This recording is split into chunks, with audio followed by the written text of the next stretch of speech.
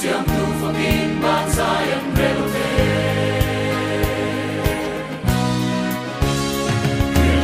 Kirchlen quang roa sule